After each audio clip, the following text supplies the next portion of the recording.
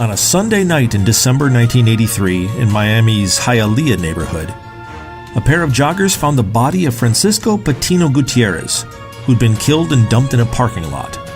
It was the start of what became known as the Liquid Matthew case.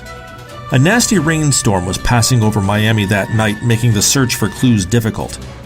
It wasn't until the next day that police returned to the scene and tried to piece together what had happened to Gutierrez. A few things were known at this point. The victim was a Colombian national. He'd been a seaman. He'd traveled to Miami via Panama aboard a cargo ship. With nothing much to go on, police suspected the murder may have been drug-related. At least until a police technician named Terry Anderson spotted a plastic bag taped to a dumpster near where Gutierrez's body had been found. Inside was a note that read, "Once you're back on the track, you'll travel in the night, so prepare your old self for a terrible fright. Now the motive is clear and the victim is too. You've got all the answers, just follow the clues." When the police went back to the crime scene photos taken when the body was in sight, they discovered that the notes had been there all along. What could it mean?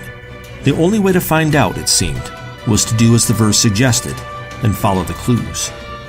Sergeant David Miller worked the scene and somehow managed to solve the riddle within an hour.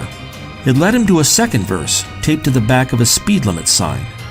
Yes, Matthew is dead, but his body's not felt. Those brains were not Matt's because his body did melt. For Billy threw Matt in some hot boiling oil to confuse the police for the mystery they did toil. Who was taunting the Miami PD? What brains were they talking about? Who was Matthew? These questions troubled and confounded Miller, who only grew more frustrated trying to solve them. Finally, unable to make much headway on his own, he appealed to the public for any information they might have about the case, colloquially referred to now as the Liquid Matthew murder for the note's cryptic allusion to hot, boiling oil. It wasn't long before he got a tip, and then another. 2 church members came forward. Back in October, they explained they'd had the idea to have some fun, but much like the night the body had been found, the evening was interrupted by a rainstorm. The plastic bags?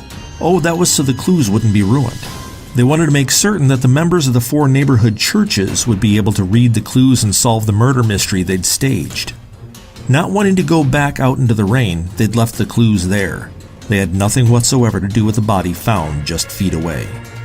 Francisco Patino Gutierrez, it turned out, had come to Miami packing 11 pounds of drugs. Drugs that were confiscated. That mistake made someone angry enough to strangle him and leave him behind in that parking lot. A bad end, but a mystery much less mysterious than police originally feared they'd have to solve.